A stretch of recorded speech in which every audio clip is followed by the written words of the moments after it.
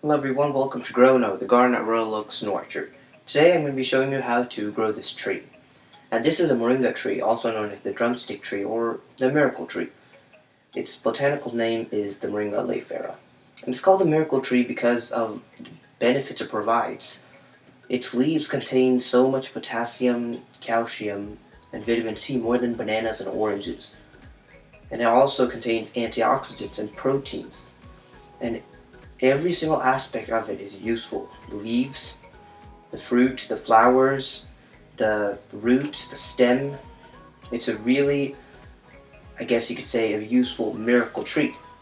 And it's used a lot in these more developing countries as it provides lots of nutrition to those who are suffering from malnutrition. Now this tree does best in zones 9 and 10, and it needs a semi-arid tropical climate. It also needs a sandy soil, sandy or loamy, well-draining soil, and it needs a soil pH of about 6 to 7, so slightly acidic to neutral.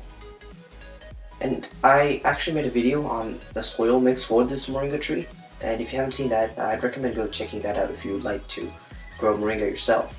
Now the best way to actually grow this tree is from seed, because this grows ridiculously fast. That's what I'm doing right now. I'm just stripping the husks off of these seeds that we got from a local vendor. But I'm in zone 7, and this tree grows in zones 9 and 10. But that's okay because this tree, we're going to be growing it indoors, in a greenhouse. So that's our plan. So it can grow really fast. So we have one that's 6 months old, and it's about 4 feet tall. So as I'm stripping these husks, I found a dud. I call them a dud because they're kind of like deformed seeds that might not grow. So I had two. One looked green with like algae and brownish. The other one was just like kind of cut in half. The next step you want to do after stripping your seeds of those husks is that you want to soak them. Now you can soak them overnight or 24 hours. And you know they're magnetic and connect to your hand. Well, I'm just kidding.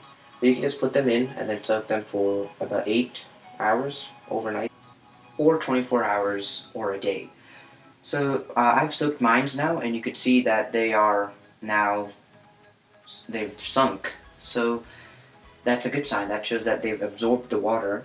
So now I can take them out and then actually start to plant them. Now if you live in the right zone, such as zone 9 or 10, then you should be able to plant it directly in the ground.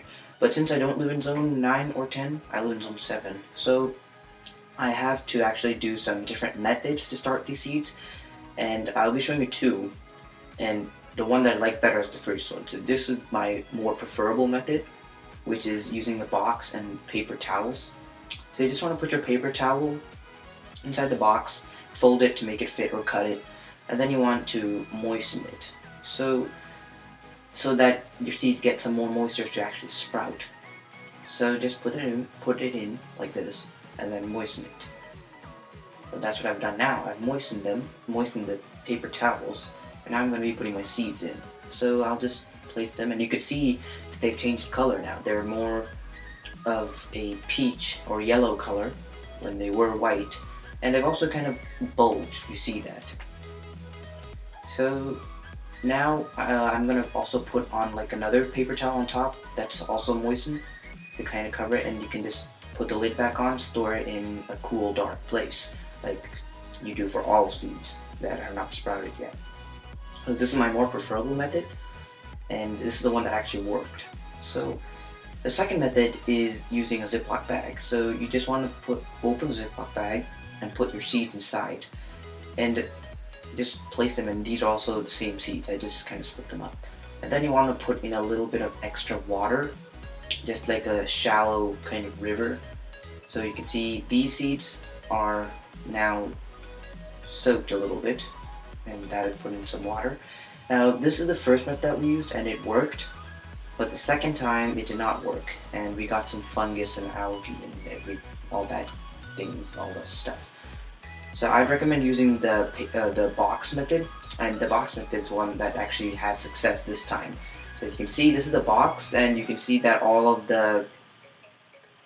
not all of them, like 3 of them have sprouted, and then you can just put that in to the ground. That's pretty much it. And this is our another moringa. This is not the same one that I showed earlier, but you can see that moringa in my winter tour. So that's it for growing out. Thank you for watching. Don't forget to grow young and grow old.